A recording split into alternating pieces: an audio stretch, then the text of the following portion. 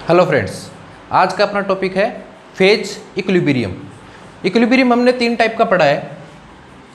कौन कौन सा? केमिकल इक्विलिब्रियम,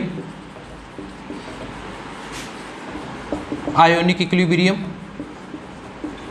और थर्ड अपना है फेज इक्विलिब्रियम। केमिकल इक्विलिब्रियम में क्या होता है? केमिकल कंपोजिशन में चेंज होता है। जैसे NH4Cl किस में टूटता है? NH3 gas plus HCl gas. जब केमिकल में चेंज हो और दोनों आपस में क्या रहे? इक्विलिब्रियम रहे, तो इस प्रकार का इक्विलिब्रियम क्या कहलाता है? Chemical equilibrium. आयोनिक इक्विलिब्रियम में क्या होता है? आयंस डिसोशिएट, आयंस में डिसोशिएट होता है और आयंस क्या रहते हैं? इक्विलिब्रियम में रहते हैं। जैसे NH4OH इक्विलिब्रियम में किसके साथ है? NH4 plus OH minus. जब कंपाउंड आयोनिक आयंस में डिसोशिएट हो और इसके साथ इक्विलिब्रियम में रहते हो, इस पर स्टडी क्या कहलाएगी? Ionic equilibrium. और यदि कंपाउंड केमिकल कंपोजिशन चेंज करे इक्विलिब्रियम में रहे तो केमिकल इक्विलिब्रियम। लेकिन मान लो कंपाउंड है तो आयंस में चेंज हो रहा है और न ही केमिकल कंपोजिशन चेंज कर रहा है, no chemical change, chemical change नहीं कर रहा और क्या कर रहा है? उसकी दो फेज आपस में क्या इक्विलिब्रियम में। जैसे वाटर है, आइस है, वो वाटर के साथ क्या है? इक्विलिब्रियम में है। किस पे? मेल्टिंग पॉइंट पे। तो इस प्रकार का जो इक्विलिब्रियम है वो क्या कहलाता है? Phase equilibrium. फेज में क्या कहेंगे हम? एक ही कंपाउंड के डिफरेंट फेजेस क्या रहेंगी? इक्विलिब्रियम में रहेंगी, उसे करेंगे फेज इक्विलिब्रियम। अब हमें जरूरत क्यों पड़ी फेज इक्विलिब्रियम पढ़ने की? देखना, NH4OH है, यहाँ पे हम क्या कहते हैं? Del NG is equal to 1 है। और इफेक्ट ऑफ प्रेशर क्या होता है? इफेक्ट ऑफ प्रेशर ऑब्जर्व होता है। यदि केमिकल इक्विलिब्रियम में पढ़ा था हमने, यदि डेल NG क्या हो? 0 हो तो no effect of pressure, no effect of pressure. ये हमें याद है केमिकल इक्विलिब्रियम में कि यदि डेल NG 0 हो तो प्रेशर का इफेक्ट नहीं होता। तो यदि मैं यही चीज यहाँ पे लगाऊं तो यहाँ पे डेल NG कितना है? 0 है। डेल N 0 है तो यहाँ पे प्रेशर का इफेक्ट होगा कि नहीं होगा? होगा। तो उस चीज को स्टडी करने के लिए हमें किसकी जरूरत पड़ी? फेज इक्विलिब्रियम की जरूरत पड़ी। ये है फेज इक्विलिब्रियम। अब फेज इक्विलिब्रियम में हम सबसे पहले पढ़ेंगे फेज रूल। फेज इक्विलिब्रियम में हम पढ़ेंगे फेज रूल, जिसे क्या बोलते हैं? Gibbs phase rule. किसी भी फेज को डिफाइन करने के लिए गिब्स ने एक रूल दिया जिसे बोलते हैं गिब्स फेज रूल। इसके अंदर हम तीन चीजें पढ़ते हैं। फर्स्ट फेज, सेकंड कंपोनेंट और third degree of freedom. Degree of freedom. Gibbs phase rule के लिए हमें एक फेज में तीन चीजें डिफाइन करती पड़ती है: phase, component, degree of freedom.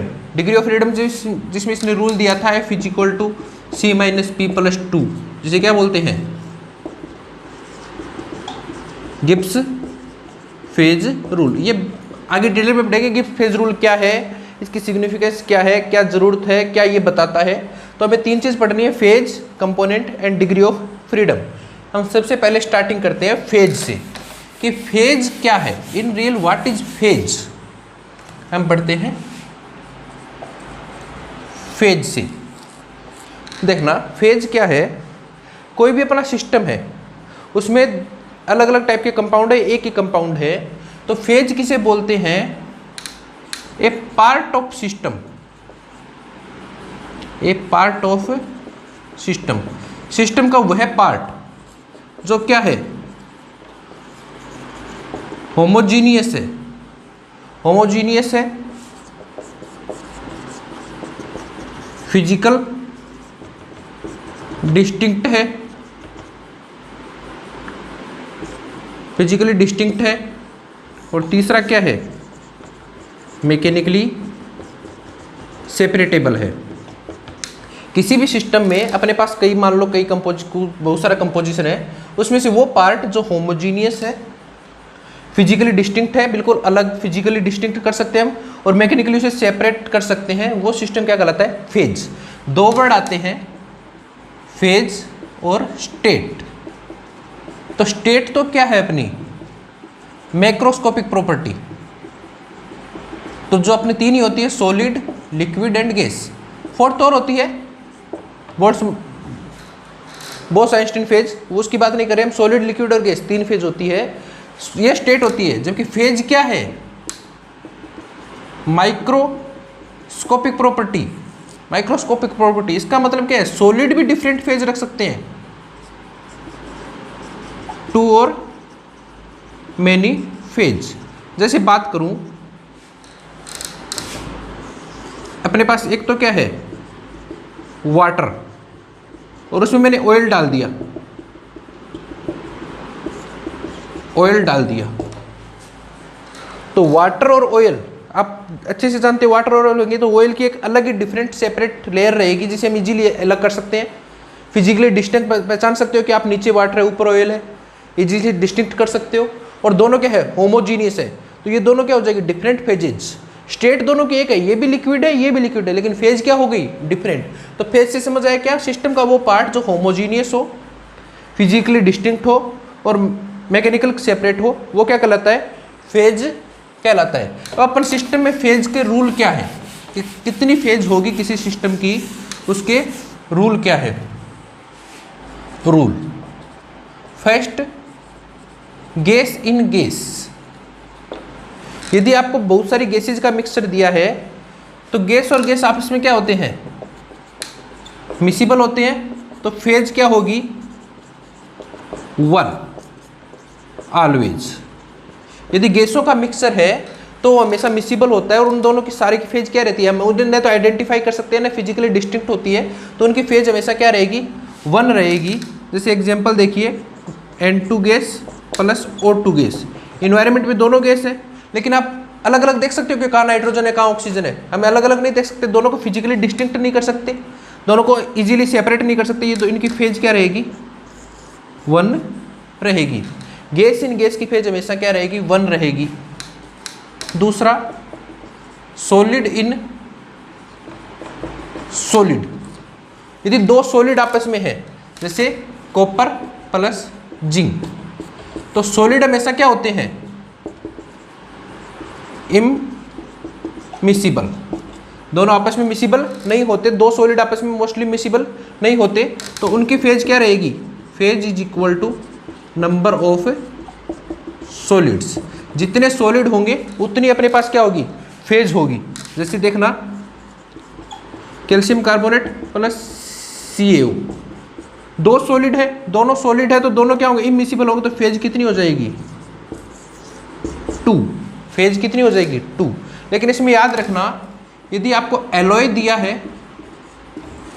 तो फेज कितनी होगी? 1। एलॉय की फेज कितनी होती है? 1। या फिर आपको क्या दिया है?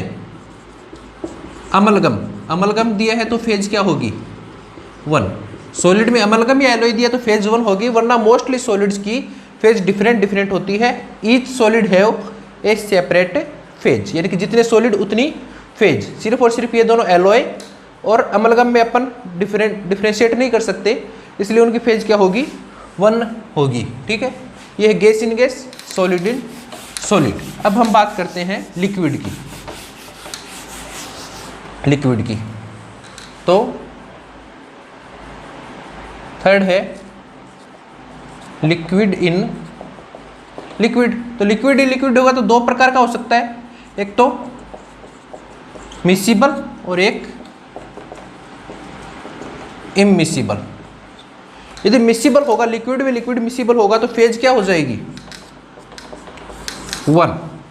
फेज हो जाएगी 1। जैसे H2O plus milk, H2O plus alcohol.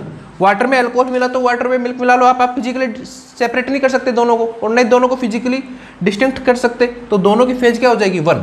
लेकिन इममिसिबल हो तो phase is equal to number of layers. जितनी लेयर बनेगी उतनी क्या हो जाएगी? फेज हो जाएगी। जैसे H2O प्लस ऑयल, वाटर में ऑयल मिला दें तो फेज कितनी हो जाएगी? 2, क्योंकि वाटर और ऑयल की डिफरेंट है। अब देखना मैं क्या कर रहा हूँ, एक तो ले रहा हूँ वाटर H2O, फिर मैं इस पर डाल रहा हूँ ऑयल, और फिर मैं डाल रहा हूँ C2H5OH। ठीक है, 3 चीज़ें डाल रहा हूँ। पहले मैंने वाटर लिया, फिर मैंने ऑयल लिया, फिर एथेनॉल लिया। दूसरी कंडीशन में मैंने क्या ले लिया? नीचे ले लिया वाटर, फिर ले लिया C2H5 एल्कोहल और देन ले लिया ऑयल। तो फेज कितनी होगी देखना, यहाँ पे कितनी फेज होगी, पहले वाटर से ऑयल की बिल्कुल सेपरेट रहेगी, और एल्कोहल और ऑयल भी मिक्सिबल नहीं होते तो इनकी भी सेपरेट रहेगी। तो फेज कितनी हो जाएगी, तीन लेयर बनेगी, यहाँ पे एक, यहाँ पे एक, यहाँ पे 3 लेयर बनेगी, तो फेज हो जाएगी 3। लेकिन यहाँ देखना वाटर के बाद हमने डाला एल्कोहल, और एल्कोहल और वाटर आपस में क्या हो गई, मिक्सिबल हो गई। उसके बाद ऑयल क्या रहा, डिफरेंट रहा, तो यहाँ फेज कितनी हो जाएगी 2, यहाँ फेज हो जाएगी 2। ये है लिक्विड और लिक्विड, लिक्विड और लिक्विड यदि दोनों लिक्विड आपस में मिक्सिबल है तो फेज 1, इमिक्सिबल है तो फेज 2। अब हम लेते हैं solid in liquid. Solid in liquid वही है यदि सोल्यूबल है, सोल्यूबल है तो हम इसे क्या बोलते हैं, सोलवेंट, और एक क्या है, इनसोल्यूबल है। सोल्यूबल है यदि सॉलिड मैंने किसी लिक्विड में डाला, सॉलिड लिक्विड का दे रखा है, जैसे आपको दे रखा है NaCl इन वाटर या शुगर इन वाटर। NaCl नमक को पानी में घोल दो, आप अलग देख सकते हो क्या, सारा होमोजीनियस एक बिल्कुल एक सॉल्यूशन हो जाएगा। या चीनी को पानी में डाल दो, पूरी डिजोल्व हो जाएगी। तो सोल्यूबल यदि सॉलिड है, या आपको सॉल्वेंट दे रखा है, ये सॉल्यूशन दे रखा है, सॉल्यूशन दे रखा है, किसी वर्ड में सॉल्यूशन वर्ड दे रखा है, तो सॉल्यूशन का मतलब क्या है, सारे के सारे डिजोल्व हो गए, हमेशा एक रहेगी। तो फेज ऑलवेज कितनी आएगी, 1। यदि सॉलिड लिक्विड में सोल्यूबल है तो फेज आएगी 1। इनसोल्यूबल है जैसे AgCl इन वाटर, ये इनसोल्यूबल है तो फेज कितनी आ जाएगी 2। तो फेज कितनी आ जाएगी 2, ठीक है। ये है फेज लिक्विड में निकालने का। और देखते हैं फेज के रूल। देखिए गैस इन लिक्विड वही है, गैस यदि डिजोल्व दे रखी है, जैसे आपको दे रखा है O2 डिजोल्व इन वाटर, यदि ऑक्सीजन गैस वाटर में डिजोल्व दे दी, इसका मतलब वो डिजोल्व हो गई, तो फेज क्या हो गई 1। और आपको ऐसे दे दिया O2 gas plus H2O liquid, इस प्रकार से दे दिया, इसका मतलब क्या है, ये आपस में डिजोल्व नहीं है, सेपरेटेबल है, ये गैस है, ये लिक्विड है, दोनों डिफरेंट फेज है, तो फेज क्या आ जाएगी 2। सॉल्यूशन के लिए हमेशा फेज 1 रहेगी, डिजोल्व हो गई फेज 1 हो गई, लेकिन दोनों ये सेपरेट है, ये गैस है, ये लिक्विड है, तो फेज आ जाएगी 2, ठीक है। एक चीज और याद रखना, ये तो रूल है, इसके अलावा allotropic form have different phase. जितनी भी एलोट्रोपिक फॉर्म होगी वो डिफरेंट फेज रखेगी। जैसे मैं दे दूं कार्बन डायमंड, इक्विलिब्रियम में है कार्बन ग्रेफाइट, तो अपने को दोनों के कार्बन दिख रहे हैं और दोनों की क्या है एलोट्रोपिक फॉर्म है, तो फेज कितनी होगी 2, क्योंकि डायमंड और ग्रेफाइट दोनों आपस में क्या है मिसिबल नहीं है, दोनों सॉलिड और दोनों मिसिबल नहीं है। जैसे मैं बात करूं सल्फर रोम्बिक, सल्फर मोनोक्लिनिक, ये दोनों क्या है पॉलीमॉर्फस फेज है, पॉलीमॉर्फस फेज है, तो वो भी दोनों क्या रहेंगी फेज क्या रहेंगी 2। ये है रूल ऑफ फेज। इसके कुछ एग्जांपल देखते हैं। ये कुछ एग्जांपल देखिए। पहला है H2O in equilibrium with H2O liquid in equilibrium H2O gas. हमें नंबर ऑफ फेज बतानी है। नंबर ऑफ फेज कितनी है, ये देखिए गैस है, ये लिक्विड है, ये सॉलिड है, तीनों डिफरेंट क्या है स्टेट है, तो तीनों डिफरेंट स्टेट है तो फेज क्या हो जाएगी 3। डिफरेंट स्टेट्स में तीनों क्या हो जाएगी 3। ये देखिए CaCO3 solid with CaCO gas plus CaCO solid plus CO2 gas, ये गैस है, ये दोनों सॉलिड है तो इसके तो अलग रहेगी। और दो डिफरेंट सॉलिड, मैंने बताया था सॉलिड हमेशा मोस्टली क्या होते हैं इमिसिबल होते हैं, तो दोनों डिफरेंट फेज देंगे, तो इसकी एक फेज, इसकी एक फेज, इसकी एक फेज, टोटल फेज कितनी हो जाएगी 3। तो CaCO3 की फेज कितनी हो जाएगी 3। ये देखना NH4Cl सॉलिड है, चेंज हो रहा है NH3 gas plus HCl gas, तो ये देखना ये तो सॉलिड है डिफरेंट फेज है, ये दोनों क्या है गैस, और गैसों का मिक्सचर क्या होता है 1 फेज, 1 फेज ये हो जाएगी, 1 फेज ये हो जाएगी, फेज टोटल कितनी हो जाएगी 2, फेज टोटल कितनी हो जाएगी 2।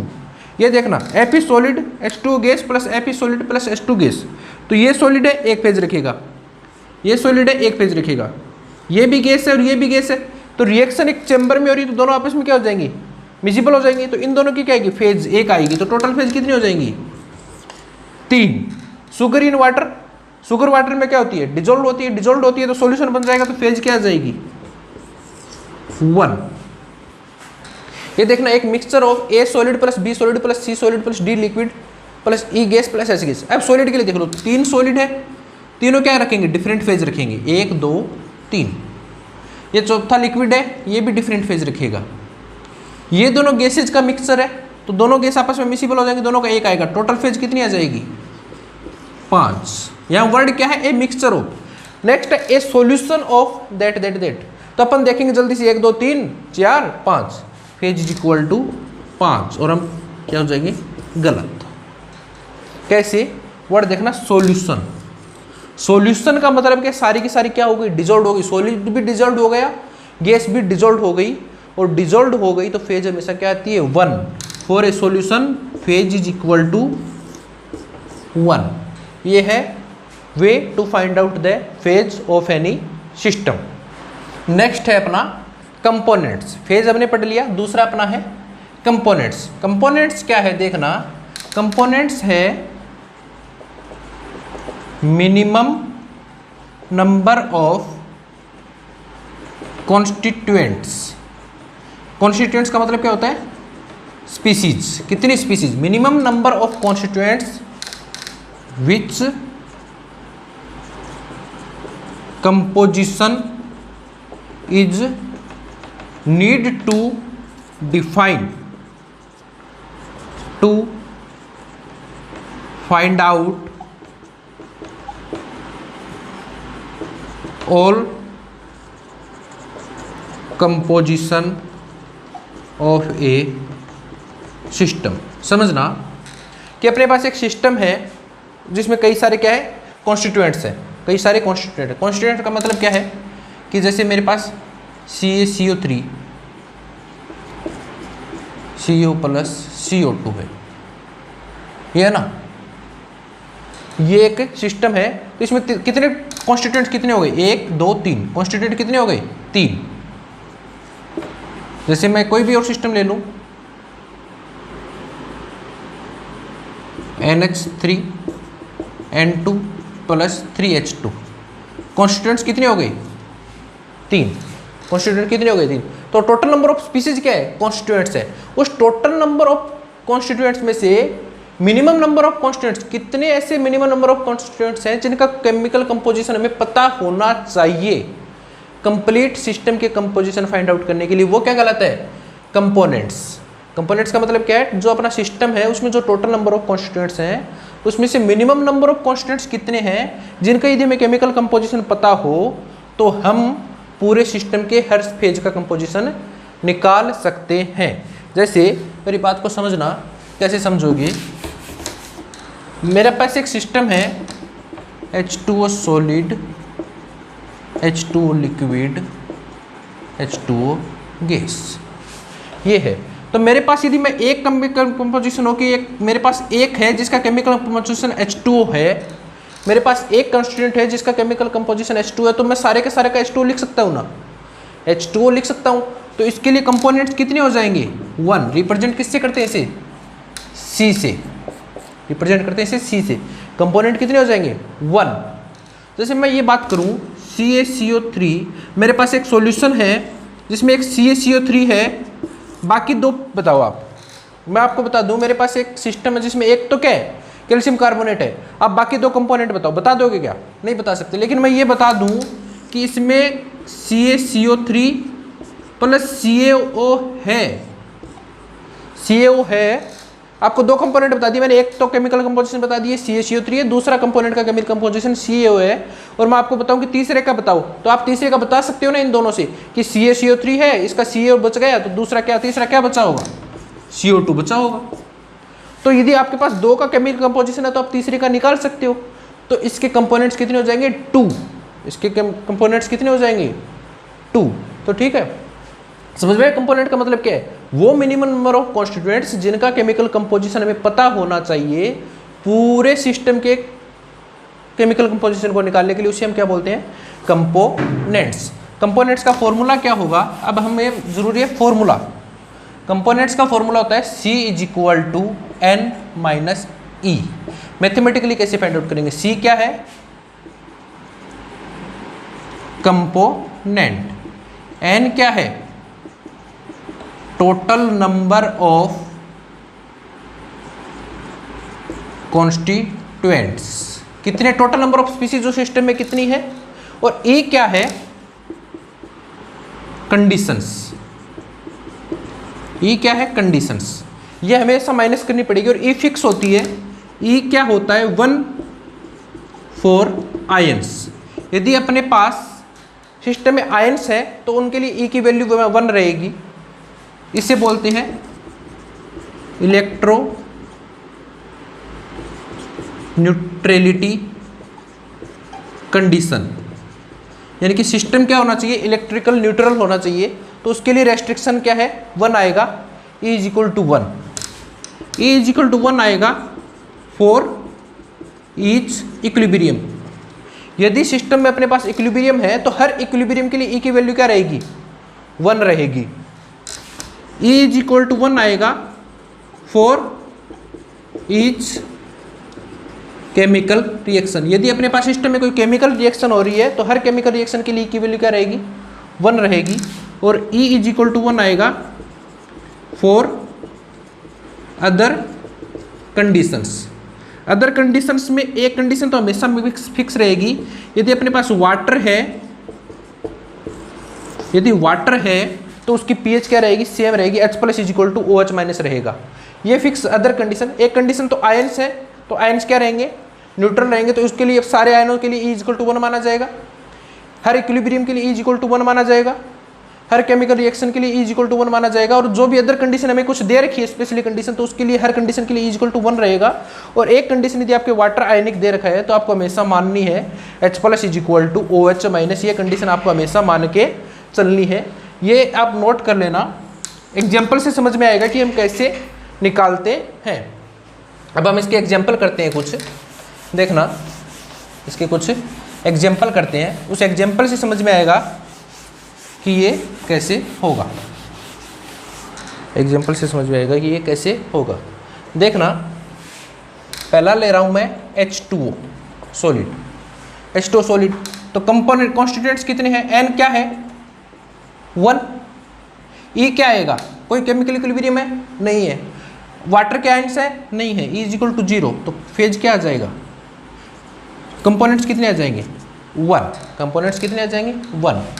दूसरा देखना, मैं ले रहा हूँ H2O solid, equilibrium with H2O liquid, equilibrium with H2O vapour, ये ले रहा हूँ। तो इसमें देखना नंबर ऑफ कॉन्स्टिट्यूएंट्स कितने हैं, 3, 1 2 3। नंबर ऑफ कॉन्स्टिट्यूएंट्स कितने हो गए, 3 हो गए। कंडीशन E देखो क्या है, E आयंस, आयंस है, नहीं है। इक्विलिब्रियम, कितने इक्विलिब्रियम है, एक इक्विलिब्रियम ये है, एक इक्विलिब्रियम ये है। 2 इक्विलिब्रियम है तो E की वैल्यू क्या आ जाएगी, 2 इक्विलिब्रियम के लिए। केमिकल रिएक्शन हो रही है क्या, नहीं हो रही। आयंस, वाटर के आयंस दे रखे हैं क्या, नहीं दे रखे, तो E की वैल्यू क्या रहेगी, 2। तो कंपोनेंट्स क्या आ जाएंगे, 3 - 2 1। तो इस सिस्टम के लिए कंपोनेंट्स क्या आ जाएगा, 1। जैसे एग्जांपल देखिए, CaCO3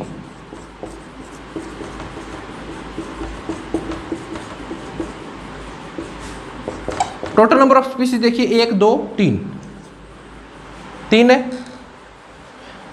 E आयंस है क्या, नहीं है। इक्विलिब्रियम कितना है, 1 इक्विलिब्रियम के लिए आ गया।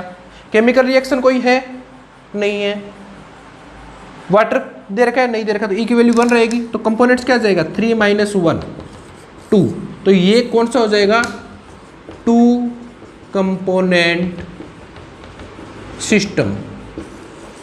ये क्या हो जाएगा, 2 कंपोनेंट। इसमें कंपोनेंट्स कितने हो जाएंगे, 2, यानी कि हमें 2 का केमिकल कंपोजिशन पता होना ही चाहिए पूरे सिस्टम का केमिकल कंपोजिशन निकालने के लिए।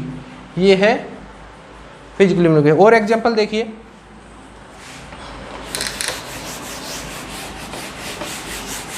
अदर एग्जांपल देखिए, NH4Cl NH3 gas plus HCl gas. ठीक है, इसके लिए निकालना है।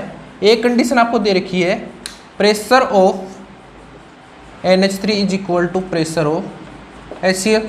बी कंडीशन आपको दे रखी है, प्रेशर में बी डिफरेंट, प्रेशर में भी डिफरेंट, ये आपको दे रखी है। तो इस कंडीशन के लिए पहले देखो n की वैल्यू क्या है, 3 है, 1 2 3, n की वैल्यू 3 है। कंडीशन देखिए, इक्विलिब्रियम कंडीशन कितनी है, आयंस है क्या, नहीं है, इक्विलिब्रियम कंडीशन 1 है, इक्विलिब्रियम कंडीशन 1 है। एक तो इक्विलिब्रियम के लिए है, केमिकल रिएक्शन नहीं है। अब ए के लिए निकालेंगे तो एक अलग से कंडीशन दे रखी है आपको कि दोनों का प्रेशर क्या होना चाहिए, इक्वल। तो एक कंडीशन कितनी हो जाएंगी, 2, तो कंपोनेंट क्या जाएंगे, 3 - 2 = 1। ए के लिए कंपोनेंट्स कितने हो जाएंगे, 3 - 2 = 1। और बी के लिए निकालोगे तो एन की वैल्यू 3 और ई की वैल्यू क्या रहेगी, 1 नहीं रहेगी, क्योंकि इस बार सिर्फ और सिर्फ एक इक्विलिब्रियम लागू होगा, कोई कंडीशन नहीं दे रखी, कंडीशन नहीं दे रखी, तो कंपोनेंट क्या आ जाएंगे, 3 - 1 = 2। तो बी के लिए तो 2 आ जाएंगे, ए के लिए क्या आ जाएंगे, 1, क्योंकि एक एक्स्ट्रा कंडीशन दे रखी थी। याद रखना, यदि आपको कोई कंडीशन नहीं दे पेपर में, सीधा ये दिए हुआ है, तो आपको दोनों के गैस का मोल बराबर है, एक एसिड है एक बेस है, एक एसिड है एक बेस है, तो आपको पीएच न्यूट्रल माननी है और ये कंडीशन मान के चलनी है। यदि पेपर में कोई कंडीशन दी हुई नहीं आए तो आपको बाय डिफ़ॉल्ट ये कंडीशन मान के चलनी है कि दोनों का प्रेशर क्या रहेगा, इक्वल रहेगा। ठीक है, एक एग्जाम्पल और देखिए, उससे चीज़ें बहुत ज़्यादा जल्दी क्लियर होंगी। आपको दे रखा है NaCl in water, NaCl in water दे रखा है और आपको इसको क्या फाइंड आउट करना है, कंपोनेंट्स फाइंड आउट करने। तो आप क्या 4 कंडीशन मान सकते हो। एक तो क्या मान सकते हो कि पूरा का पूरा NaCl ही वाटर में है। दूसरा क्या मान सकते हो कि NaCl टूट गया वाटर में, मान सकते हो कि NaCl पूरा का पूरा डिसोसिएट हो गया। तीसरा आप क्या मान सकते हो कि NaCl भी पूरा डिसोसिएट नहीं हुआ, NaCl भी है और कुछ डिसोसिएट भी हुआ है। और चौथी कंडीशन आप क्या मान सकते हो, NaCl तो है ही है, डिसोसिएट भी हुआ है, वाटर भी है, लेकिन वाटर भी क्या हुआ है, डिसोसिएट हुआ है। 4 कंडीशन ही मान सकते हो ना कि NaCl सीधा का सीधा वाटर में है, NaCl कंप्लीटली डिसोसिएट हो गया, NaCl पार्शियली डिसोसिएट हुआ और NaCl डिसोसिएट हुआ तो वाटर भी तो डिसोसिएट ही रहता है। 4 कंडीशन मान सकते हो। अब इसके लिए निकालेंगे, n की वैल्यू देखो क्या है, 1 1 1 2। ई क्या है, कुछ है क्या, आयंस है, नहीं है, इक्विलिब्रियम है, नहीं है, 0। तो C क्या आ जाएगा, 2, C क्या आ जाएगा, 2। इस कंडीशन के लिए देखोगे तो n की वैल्यू क्या आएगी, 3 1 2 3, 3 आएगी। E की वैल्यू देखो, आयंस प्रेजेंट है और यदि आयंस प्रेजेंट हो तो हमेशा E की वैल्यू 1, आयंस के लिए 1 आएगी। कोई केमिकल इक्विलिब्रियम नहीं है, कुछ नहीं है, तो E की वैल्यू 1। तो n की वैल्यू कंपोनेंट्स क्या आ जाएगा, 3 - 1 2। अब इस कंडीशन के देख लिया, n की वैल्यू क्या आ जाएगी, 4 1 2 3 4। E की वैल्यू देखना, 1 किसके लिए रहेगी, आयंस के लिए, आयंस आ गए तो एक वैल्यू आयंस की रहेगी। अब NaCl भी है और Na+Cl- भी है, तो ये क्या रहेंगे, इक्विलिब्रियम में रहेंगे, क्योंकि आयंस यदि कंपोनेंट्स के साथ तो इक्विलिब्रियम में रहेंगे। तो एक इस इक्विलिब्रियम के लिए आ जाएगा, तो E की वैल्यू क्या आ जाएगी, 2, 1 + 1 2, तो कंपोनेंट्स क्या आ जाएंगे, 4 - 2 2, कंपोनेंट्स क्या आ जाएंगे, 2। इसमें भी कंपोनेंट्स क्या आ गए, 2। ये देखना, 1 2 3 4 5 6, n की वैल्यू क्या आ गई, 6। ये देखना, 1 आयंस के लिए होगा, 1 आयंस के लिए हुआ। केमिकल इक्विलिब्रियम कितनी है यहाँ पे देखना, NaCl इक्विलिब्रियम में रहेगा Na++Cl- के लिए, तो E1, H2O रहेगा H++OH- के साथ, E1। तो एक आयंस के लिए आ गई, एक NaCl इक्विलिब्रियम के लिए आ गई, एक वाटर इक्विलिब्रियम के लिए आ गई। फोर्थ मैंने बताया था, जब भी वाटर के आयंस दिए हो, H+ और OH- दिए हो, तो आपको हमेशा एक कंडीशन मान के चलनी है, H+ = OH-, तो = 1। टोटल E कितना आ गया, 4, तो कंपोनेंट्स क्या आ जाएंगे 6 - 4 = 2। तो आप कोई भी कंडीशन मान लो, एनी कंडीशन, कंपोनेंट्स क्या आएंगे 2 आएंगे। यदि NaCl इन वाटर है तो कंपोनेंट्स क्या आएंगे 2 ही आएंगे।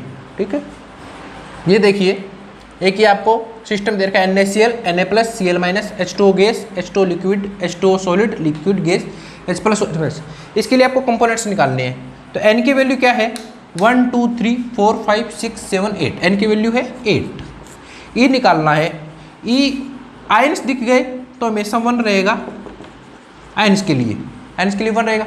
अब इक्विलिब्रियम देखिए कितने रहेंगे यहाँ पे, NaCl किसके साथ इक्विलिब्रियम में रहेगा Na++ Cl- के साथ। वाटर किसके साथ रहेगा, water solid, water liquid, water gas. एक वाटर किसके साथ रहेगा H++ OH- के साथ। और एक कंडीशन मैंने आपको बताया, जब भी H+ और OH- दे तो ये, तो इसके लिए E = 1, इसके लिए E = 1, इसके लिए E = 1। टोटल E की वैल्यू क्या आ गई 1 2 3 4 5, E = 5। तो कंपोनेंट्स क्या आ जाएंगे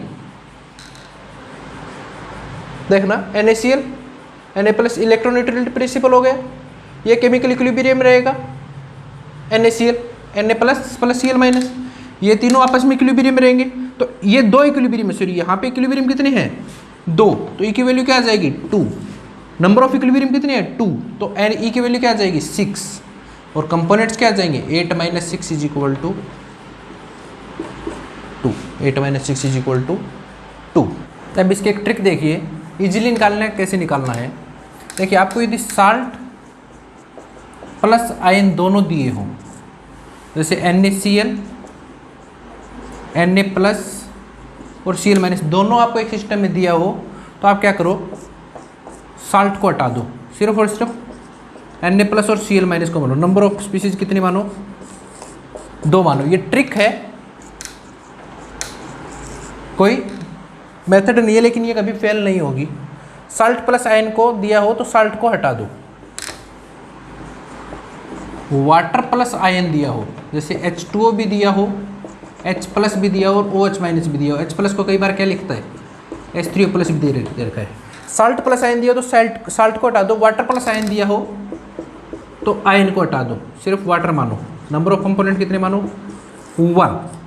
नंबर ऑफ कंपोनेंट कितने मानो 1। और यदि आपको वाटर की डिफरेंट फेज दी हो,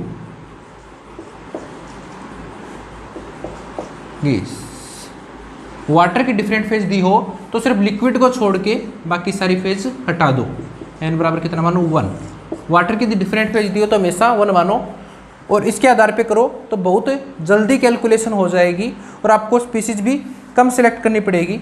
जैसे इसका एक एग्जांपल देखिए,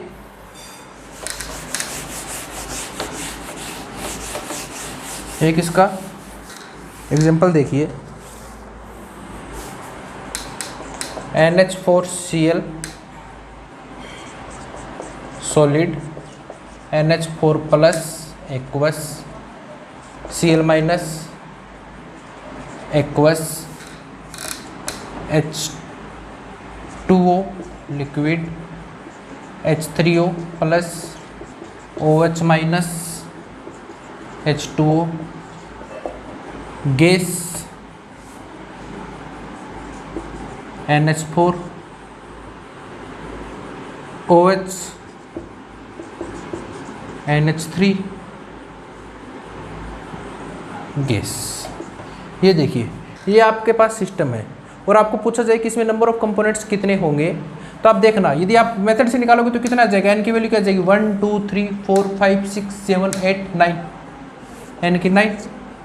कंडीशन देखना क्या होगी, E = 1 for ions, E = 1 for H3O+, E = OH-, ये 2 कंडीशन तो लगेगी, एक आयंस के लिए और एक H+ OH के लिए। और क्या लगे, इक्विलिब्रियम क्या है, NH4Cl किस में जा रहा है, NH4+ प्लस Cl- में, H2O किस में जा रहा है, H3O+ प्लस OH- में, एक क्या जा रहा है H3O लिक्विड, H3O गैस में।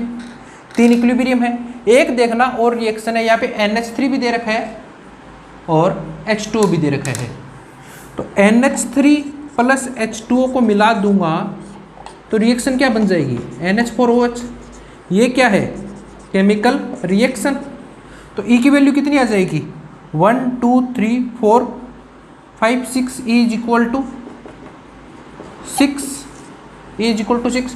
तो नंबर ऑफ कंपोनेंट क्या आ जाएंगे, 9 minus 6 is equal to 3, 9 minus 6 is equal to 3, ये आ जाएगा। लेकिन मैं इसे सिंपली उस मेथड से करें अपन तो क्या है, ये साल्ट और उसके आयन, साल्ट को हटा दो, वाटर और उसके आयन को हटा दो, वाटर और डिफरेंट फेज को हटा दो, ये हटा दिए तो अपने पास क्या बचा, NH4 plus Cl minus H2O NH4OH NH3, यही बचा। तो नंबर ऑफ कंपोनेंट्स कितने हो गए, 5, number of components 5। E is equal to 1 for ions, और एक रिएक्शन ही हो रही है अब यहाँ पे NH3 प्लस H2O मिलके क्या बना रहे हैं, NH4OH। तो C क्या आ जाएगा, 5 माइनस 2 इज इक्वल टू 3। दोनों में वैल्यू क्या है, सेम आई। ये सरल पड़ेगा और आपसे मिस्टेक होने के चांस क्या रहेंगे, कम रहेंगे। तो ट्रिक से हो सकता है। एग्जाम्पल देखिए,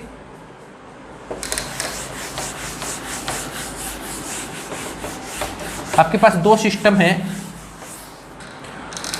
हैं, एक तो आपके पास है KCl NaCl H2O और एक के पास है KBr NaCl H2O।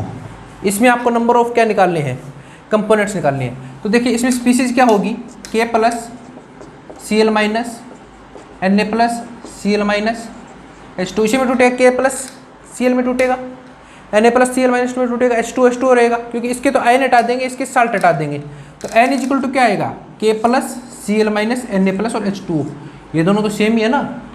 Number of components कितने नंबर ऑफ कॉन्स्टिट्यूएंट्स कितने आ जाएंगे, 4।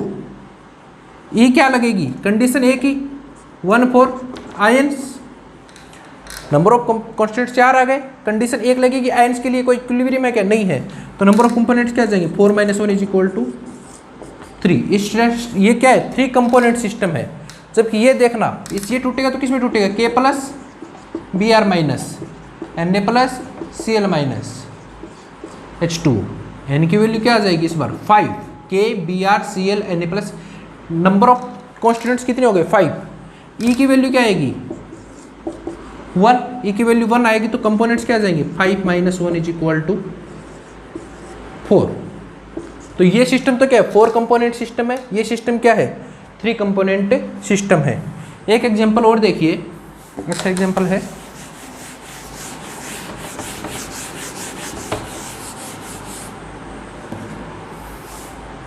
CH3CO NH4 CH3CO minus NH4 plus CH3COOH 3COOH NH3 H2O liquid H3O plus OH minus. ये आपको सिस्टम दे रखा है और इसके लिए आपको क्या निकालना है, नंबर ऑफ कंपोनेंट्स निकालना है। तो वही तरीका है, देखो ये साल्ट है, साल्ट के साथ ये है, कैंसिल कर दो, वाटर है, वाटर के आयन है, कैंसिल कर दो। तो आपके पास क्या बचा, ये सिस्टम बचा। N की वैल्यू क्या आ गई, 5 आ गई, N की वैल्यू क्या आ गई, 5 आ गई। E की वैल्यू क्या आ गई, नंबर 4 वैंस 1 आ गई, E की वैल्यू क्या आ गई, 1 आ गई। तो कंपोनेंट्स क्या आ जाएंगे, 5 minus 1 is equal to 4, 5 minus 1 is equal to 4। ये तो डायरेक्ट मेथड है, वैसे करते तो क्या होता, 1 2 3 4 5 6 7 8, N की वैल्यू क्या आती, 8। अब इक्विलिब्रियम निकालो, एक तो E is equal to 1 for ions और E is equal to 1 for H plus is equal to OH minus, ये आता। दो कंडीशन और क्या आती, इक्विलिब्रियम में रहता प्लस NH4 प्लस और एक वाटर रहता H plus plus OH minus, तो E की वैल्यू आती 4, 8 माइनस 4, 4। आंसर दोनों जगह ही 4 आता। यह है सिंपल मेथड, यह है कैलकुलेशन ऑफ कंपोनेंट। आज हमने पढ़ा फेज और कंपोनेंट को निकालना, कल हम पढ़ेंगे degree of freedom. Thank you.